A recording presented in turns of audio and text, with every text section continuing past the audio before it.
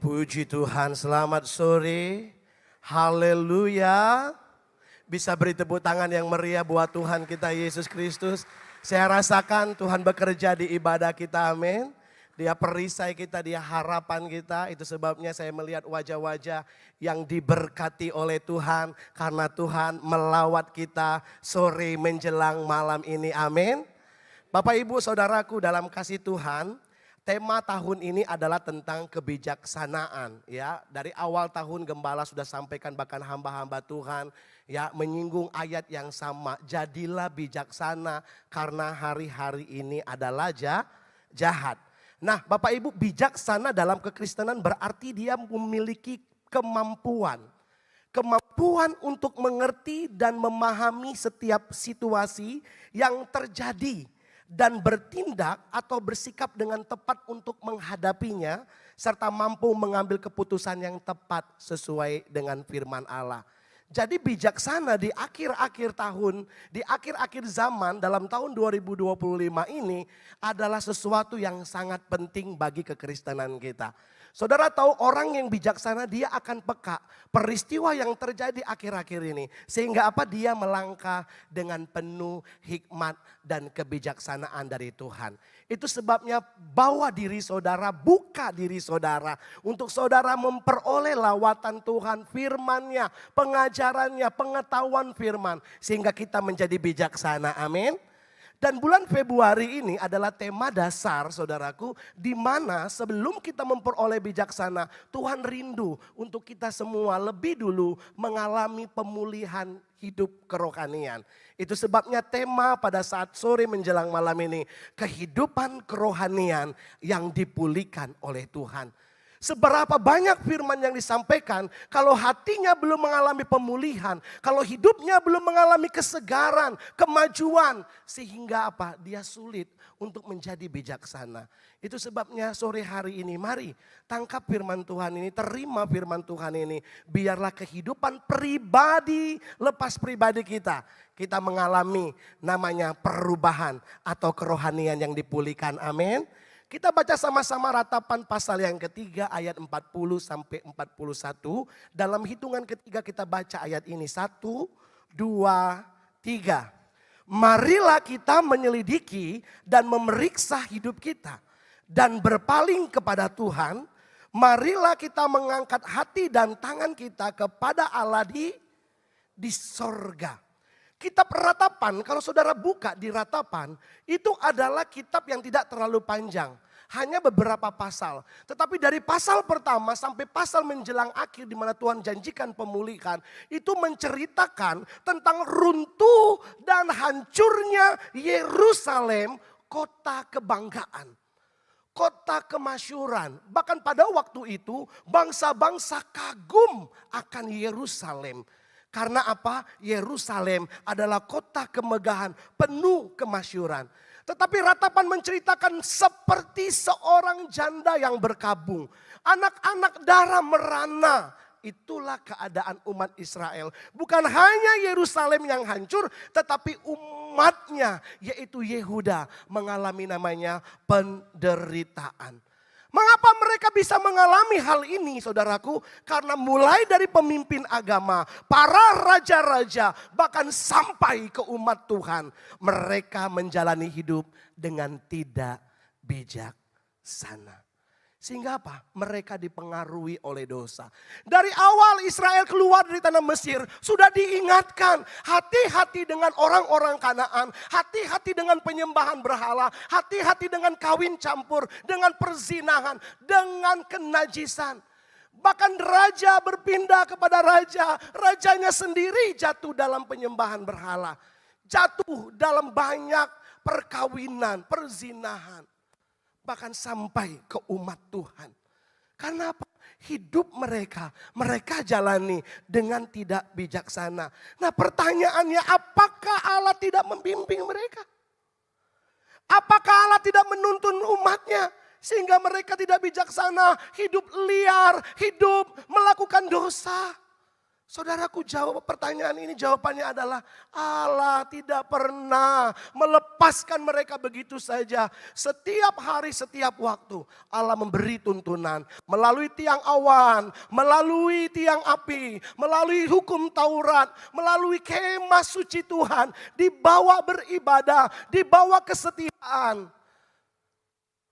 Allah berupaya untuk menjadikan umatnya hidup bijaksana. Tujuan Allah untuk kita percaya kepada Yesus bukan hanya masuk sorga, yaitu menjadi serupa dengan Kristus. Ini tujuan Allah, supaya kita hidup menjadi serupa dengan Kristus. Itu sebabnya kita dibimbing. Coba baca Matius 23 ayat 37. Yerusalem, Yerusalem, engkau yang membunuh nabi-nabi dan melempari dengan batu orang-orang yang diutus kepadamu. Berkali-kali kata Yesus mengutip Yesaya, dikatakan, aku rindu mengumpulkan anak-anakmu sama seperti induk ayam mengumpulkan anak-anaknya di bawah sayapnya. Tetapi apa? Semua jawab, kamu tidak mau. Utusan Nabi menyampaikan firman, arahan, bimbingan untuk mereka bijaksana, untuk mereka tetap kudus sebagai umat pilihan. Pilihan, saudara. Kalau dihitung ya, kita ini bukan siapa-siapa. Israel itu istimewa, pilihan, dibimbing. Yesus katakan, berusaha aku mengumpulkan kamu. Nabi-nabi diutus, nabi itu menyampaikan pesan Allah. Raja ditegur oleh nabi, dilewati. Ya saudaraku, raja disampaikan nasihat untuk melakukan bertindak sesuai dengan firman Allah. Tidak dilakukan. Tetapi mereka melakukan kehendak mereka sendiri. Apakah Allah tidak membimbing dan menuntun umatnya? Coba kita perhatian Mazmur pasal 119. Dari ayat-ayat yang kita baca, kita akan melihat betapa Allah rindu untuk menjadikan kita bijaksana. Mazmur 119 ayat 97. Betapa aku cintai Tauratmu, aku merenungkannya sepanjang hari. Perintahmu membuat aku lebih bijaksana daripada musuh-musuhku. Saudaraku, Allah mencatat di Alkitab siapa yang paling bijaksana. Pertama kali yang dikatakan di Alkitab. Siapa? Di dalam Kejadian pasal 3. Ular itu cerdik. Dikatakan dalam bahasa Inggris bijaksana.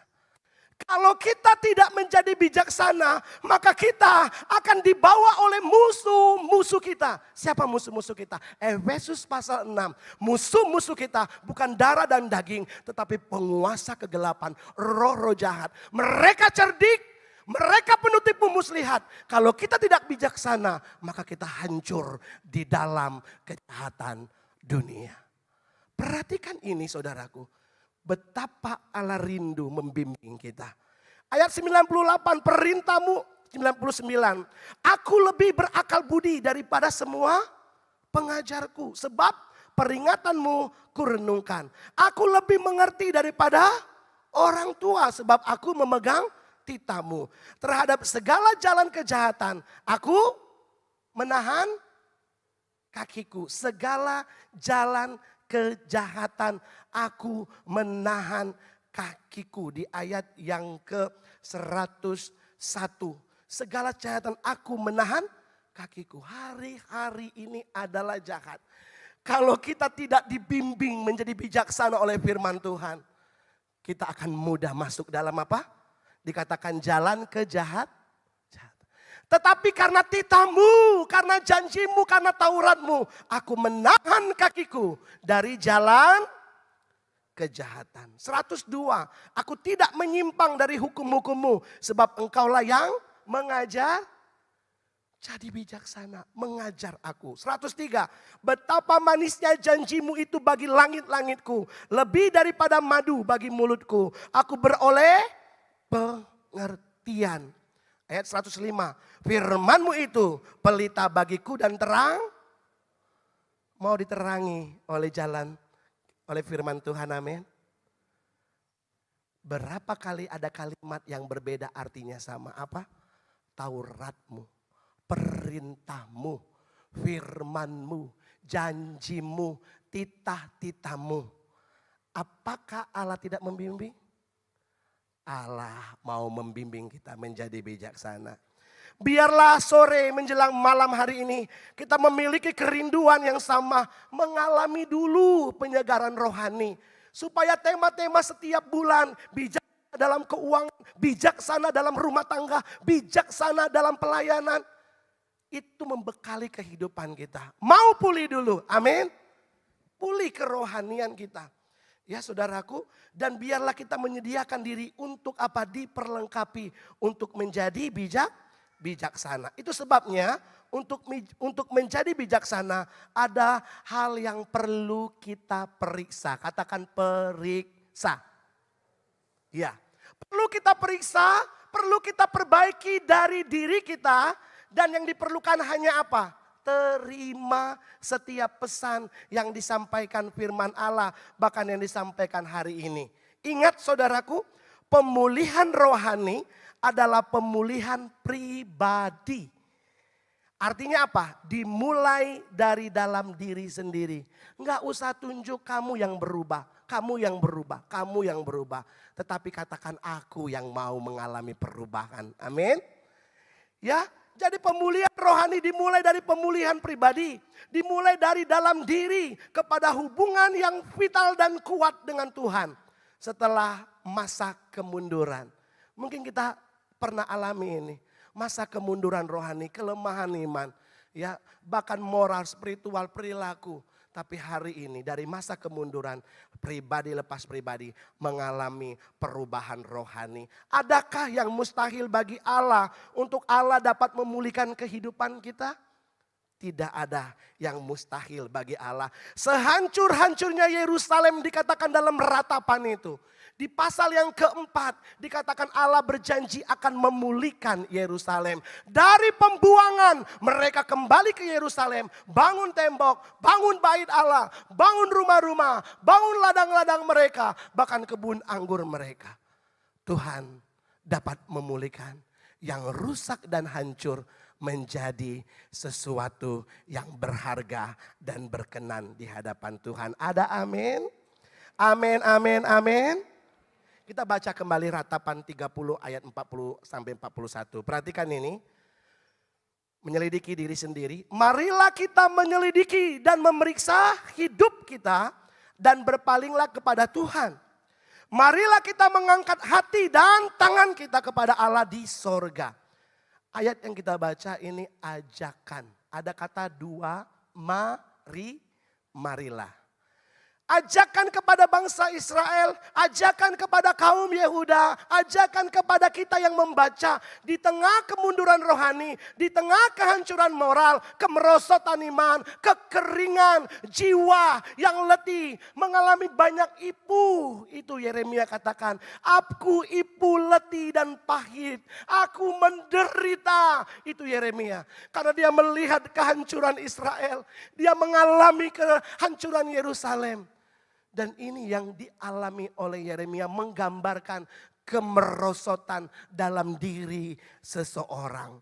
Tetapi hari ini kata marilah, biarlah ini datang kepada kita. Yang pertama saudaraku, marilah kita menyelidiki dan memeriksa hidup kita dan berpaling kepada Tuhan. Saudaraku, ada banyak hal yang tidak dapat kita ubah. Situasi kita tidak bisa berubah. Orang lain kita tidak bisa ubah. Keadaan dunia kita nggak bisa ubah. Tetapi minimal saudaraku, ada satu hal yang penting yang dapat kita ubah. Yaitu apa? Diri kita. Kalau badai belum berubah, keadaan belum tenang, berubah dalam diri kita dulu. Karena apa? Tuhan lebih suka memulihkan di awal adalah roh. Iblis itu bekerja mulai dari apa? Tubuh jasmani, fisik, melalui panca indera kita, perasa kita. Ya, apalagi pengecap, pelihat, penciuman. Iblis pakai dengan tipu musyiat kita jatuh dalam dosa. Ya, jiwa kita, bahkan kita dimanku, benar? Tuhan ubah anakku. Tetapi ada yang lebih penting dari situasi yang kau hadapi. Adalah hatimu yang harus berubah. Hati kita, diri kita, perhatikan diri kita. Di bagian pertama ini ada bagian berkata menyelidiki. Menyelidiki, memeriksa. Jangan periksa orang lain. Jangan periksa, ya pengen tahu kepo tentang dosa orang lain. Mulailah dari diri kita. Periksa diri kita. Perubahan itu dimulai dari dalam diri kita. Terkadang saudaraku kita perlu menyediakan waktu untuk apa? Berdiam diri. Kita mengenal dulu, memahami dulu kondisi atau keadaan kita saat ini. Ada orang yang sibuknya bekerja, sibuknya melayani. Tetapi dia tidak menyediakan dirinya saat ku berdiam. Ya, kita rindu adakan waktu untuk berdiam di hadapan Allah. Koreksi di mana posisi kerohanian kita. Jangan sampai terlihat oleh mata kita cetar, membahana luar biasa. Tetapi hati kita Tuhan tidak berkenan. Hati kita rusak. Roh kita mengalami kemerosotan. Kita berusaha menutup dengan cara-cara yang terlihat oleh mata. Dengan tipuan-tipuan kita. Sehingga orang melihat dia hebat. Dia hebat. Lo hebat. Gua lihat lo hebat.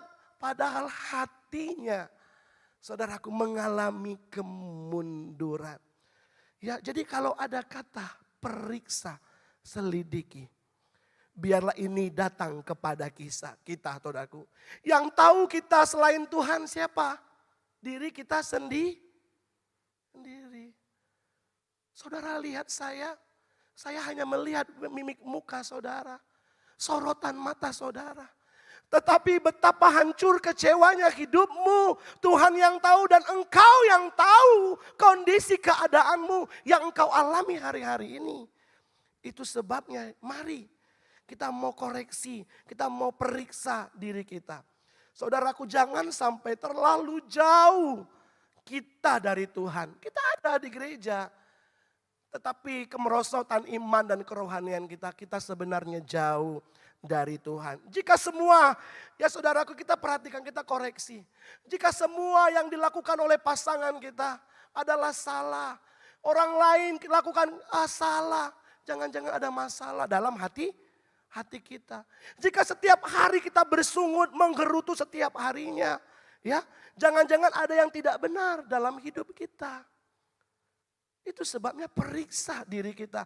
Jika saudaraku, ya dosa kita diungkit, dosa kita dikorek, dosa kita disinggung, kita mulai tersinggung, kita mulai memberontak, kita mulai menutup telinga. Jangan-jangan kita nggak mau berperang melawan dosa. Saudaraku, itu sebabnya hari ini berikan diri saudara, rendahkan diri di hadapan Allah. Ya, dikatakan di surat Yakobus, maka Allah akan meninggikan engkau dengan penuh pemulihan daripada Tuhan.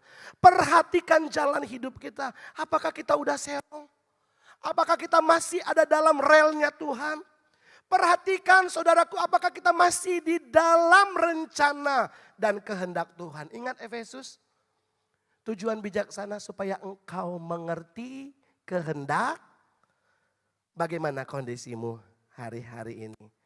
Apakah saudara lelah? Yang lelah katakan amin. Banyak, lumayan. Apakah saudara hari-hari ini terasa haus, kering, terasa sepertinya jauh, ya, terus sepertinya untuk melangkah, ya, tanpa arahan dari Tuhan? Ada banyak. Saudaraku, inilah kesempatan untuk apa? Untuk saudara memberi di hidup saudara, untuk mendekat kepada Tuhan. Sebelum kita banyak belajar tentang kebijaksanaan ke depan, mari Tuhan selidiki hatiku dan batinku. Amin. Bagaimana selanjutnya ketika kita memeriksa, ketika kita menyelidiki, selanjutnya apa saudaraku? Berpaling kepada Tuhan. Saya senang dalam terjemahan lain saudaraku, berpaling ini menggunakan kata, saya akan baca, marilah kita memeriksa dan menyelidiki jalan hidup kita. Lalu apa kata berpaling diganti dengan kembali kepada Allah. Kembalilah kepada Tuhan sebab Tuhan apa? Menerima kita dan sanggup memulihkan kita. Jadi ada langkah Tuhan hari ini. Dari firman-Mu aku dikoreksi. Hari ini dibukakan dosaku. Hari ini aku menyelidiki hidupku. Aku gak benar di hadapan Allah.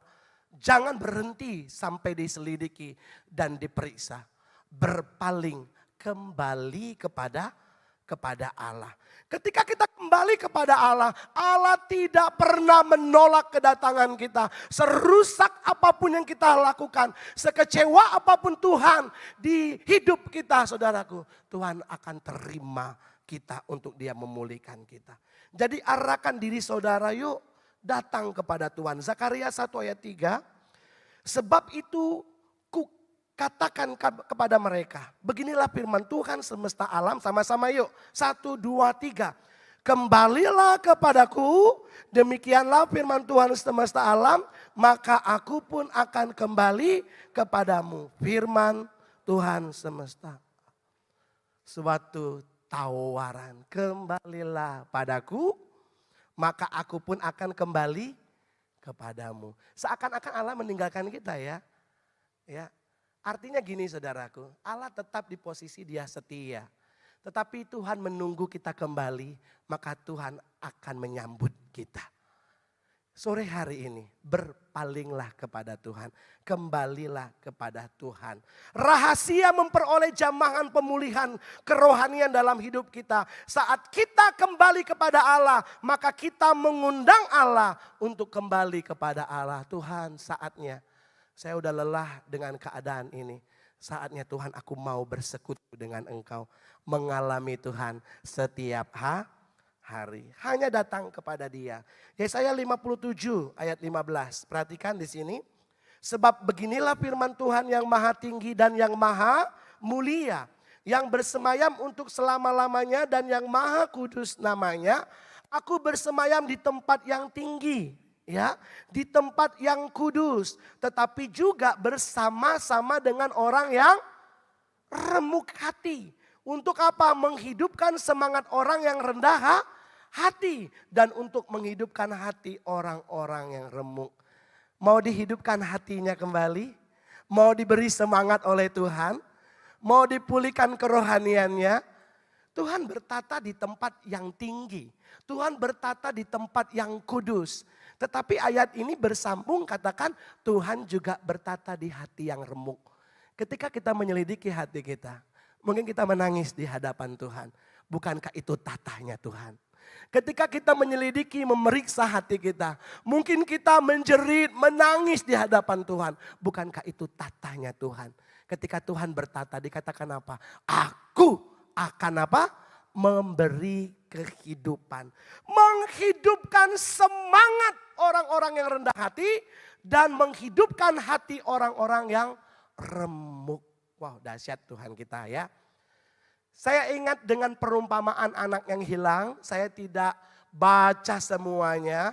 Saudara sering dengar tentang khotbah ini, tetapi saudaraku perumpamaan anak yang hilang, saya melihat ada 2 tahap yang kita bahas. Tahap memeriksa dan menyelidiki dan tahap berpaling atau kembali kepada Tuhan. Coba perhatikan Lukas 15 ayat 11 sampai 32. Saya akan baca ayat 17, 18, 19.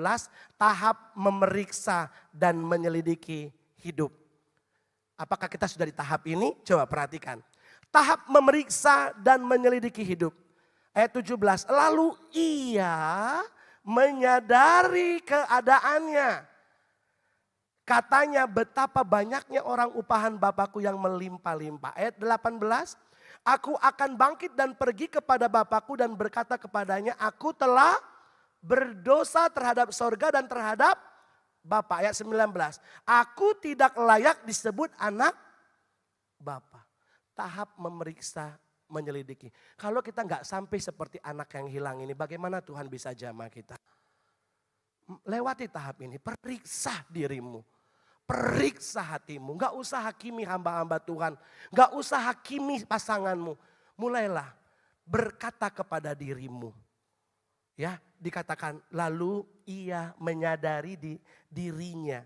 Wah, aku sudah berdosa. Wah, aku sudah tidak layak ini. Saya tidak tahu posisinya tertawa atau dia nangis. Tetapi saya percaya namanya tahap memeriksa dan menyelidiki. Dia berduka atas dosa yang dia perbuat. Dia menyesali dengan apa yang terjadi. Nah, ketika tahap memeriksa dan menyelidiki, masuklah ke dalam tahap berbalik atau kembali kepada Allah. Ayat 20. Maka bangkitlah ia dan pergi kepada, inilah kembali. Selama ini kita jalan, wah senang dengan dosa, senang dengan duniawi, lupa beribadah, lupa kesetiaan, lupa melakukan firman Allah. Tetapi di ayat kembali ini katakan maka aku akan bangkit dan pergi kepada bapaknya yang dia tinggalkan. Bapaknya nggak pernah pergi dari rumah itu, dia menunggu. Dan hari ini Tuhan setia menunggu setiap kita untuk kita apa?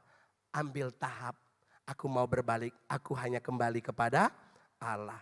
Ayat 21 kata anaknya itu kepadanya, Bapa, ada komunikasi Bapa. Inilah kembali, inilah berbalik kepada Allah, ada pengakuan di hadapan Bapa. Itu sebabnya di poin yang pertama, periksa, selidiki hati kita dan berbalik kepada Allah. Maka Allah akan menerima kita seperti Bapak ini. Dia terima anaknya, dia ganti kasutnya, dia ganti jubahnya, dia beri cincin meterai. Bahkan apa dia beri pesta yang meriah menyambut kepulangan anaknya. Betapa senangnya Bapa di sorga kalau semua kita yang hadir sore hari ini mengalami pemulihan yang luar biasa. Sehingga apa? Bapa tersenyum, malaikat bertempik sorak memuliakan Allah. Karena apa? Semua kita mengalami namanya pemulihan kerohanian daripada Tuhan. Yang kedua, tadi marilah menyelidiki, memeriksa dan kembali. Yang kedua, marilah kita sama-sama yuk baca. Mengangkat hati dan tangan kita kepada siapa? Hati diangkat gimana ya? Tangan diangkat seperti apa? Nah saudaraku, jika hanya mengangkat tangan saja tanpa mengangkat hati, itu adalah namanya kemunafikan. Apa artinya sebuah pengangkatan tangan di hadapan Allah, tetapi hati kita juga tidak ikut terangkat dan berfokus kepada Dia.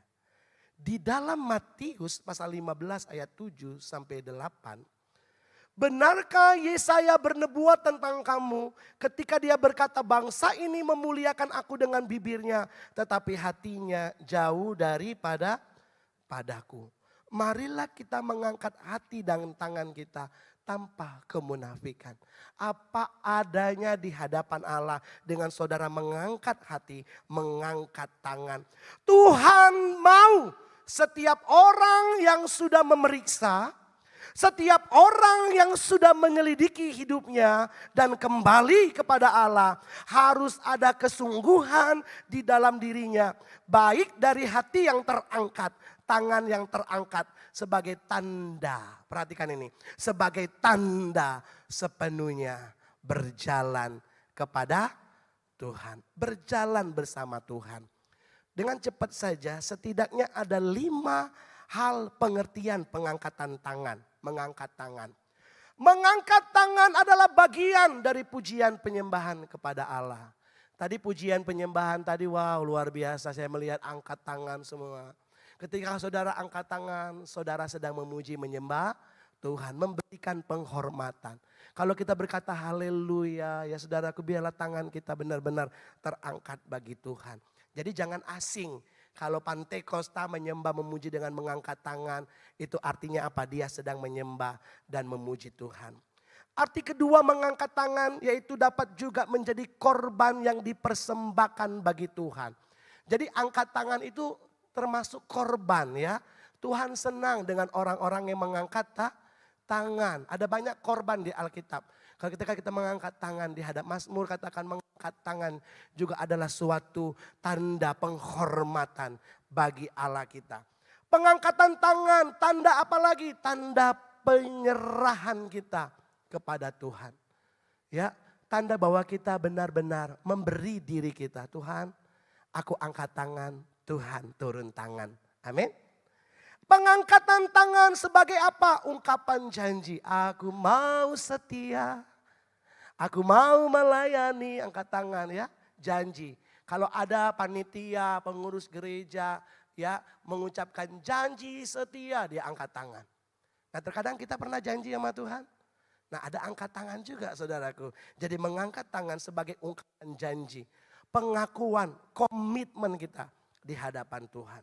Nah mengangkat tangan mengingat kembali akan perbuatan. Ya saudaraku, nah ini yang akan kita bahas di ayat selanjutnya. Mengangkat tangan mengingatkan kembali akan perbuatan sehingga kita jauh dari Tuhan. Jadi ada orang yang menangis, menyembah, mengangkat tangan. Karena dia apa? Mengingat perbuatannya. Ternyata aku sudah jauh dari Tuhan. Jadi ketika kita mengangkat tangan, kita merenungkan kondisi kita, keadaan kita. Ya, jadi pengangkatan tangan. Kalau saudara perhatikan ayat yang kita baca. Marilah kita mengangkat hati dan tangan kita kepada Allah di sorga. Ada titik 2 di situ. Mana tadi slide selanjutnya? Ada titik 2 di situ dilanjut dengan ayat berikutnya. Marilah kita mengangkat tangan, mengangkat hati kita. Ayat 42 sampai 47 artinya apa? Kita mengingat kembali apa yang sudah kita perbuat. Lanjut, ayat berapa lagi di situ dikatakan? Ayat 48 sampai 54. Hati dan tangan terangkat sebagai apa? Tanda penyesalan dan kembali kepada Allah. Nanti saudara baca sendiri. Ya. Lanjut ayat yang selanjutnya 56 sampai 63. Hati dan tangan terangkat sebagai apa? Penyembahan, seruan dan permohonan. Tuhan pulihkan keadaan kami. Ada doa-doa. Ya, hati kita terangkat. Tangan kita terangkat. Kita menyembah. Kita tahu kita salah. Tahu kita jauh. Tahu kita berdosa. Ketika kita mengangkat hati, mengangkat tangan kita. Kita juga menyembah dan berseru dan memohon Tuhan. Nyatakan mujizat-Mu dalam pemulihan kehidupanku. Selanjutnya ayat yang ke 64 sampai 66. Hati dan tangan terangkat karena percaya bahwa Allah dapat sanggup melakukan perkara yang luar biasa. Jadi ayat-ayat yang terakhir contoh saudaraku. Di situ dikatakan Allah akan menyatakan pembalasan. Ternyata kehancuran Yerusalem ada bangsa-bangsa kafir yang tertawa senang dengan kondisi Yerusalem. Tetapi Allah melakukan perkara yang mustahil, mengadakan pembalasan kepada bangsa-bangsa itu. Jadi ketika kita mengangkat hati dan mengangkat tangan kita, ada makna yang Tuhan rindu kita kerjakan. Hari ini biarlah dengan hati terangkat dan tangan terangkat kepada Allah. Dia berkenan melihat kesungguhan hati dan pengangkatan tangan kita. Dia berkenan memulihkan kita. Amin. Nanti kita bernyanyi. Tapi saya berharap kalau saudara rindu sesuatu lawatan Tuhan dalam hatimu. Angkatlah hatimu. Ketika engkau sudah periksa kelemahanmu, kekuranganmu, kebutuhanmu. Angkat hatimu, angkat tanganmu. Percayalah dia tidak tutup matanya. Dia tidak, ya saudaraku, tidak pernah jauh dari setiap doa kita. Ya, dia akan memberkati kita. Ya saudara, dan saya percaya kebijaksanaan itu yang akan menolong kita. Mazmur 51 tadi sudah diangkat Bapak Pendeta Hani di ibadah yang kedua. Jadilah hatiku tahir ya Allah. Ciptakan dengan yang baru di dalam hatiku. Perbaharui batinku dan roh yang teguh. Jangan membuang aku dari hadapanmu. Dan jangan mengambil rohmu yang kudus daripadaku. Biarlah setiap hati kita. Kita punya kerinduan sama malam hari ini. Tuhan mau pulihkan kita. Kembalilah kepada Tuhan. Angkatlah hati saudara. Angkatlah tangan saudara. Ada video ilustrasi singkat. Kiranya ini memberkati kita. Tim multimedia silakan.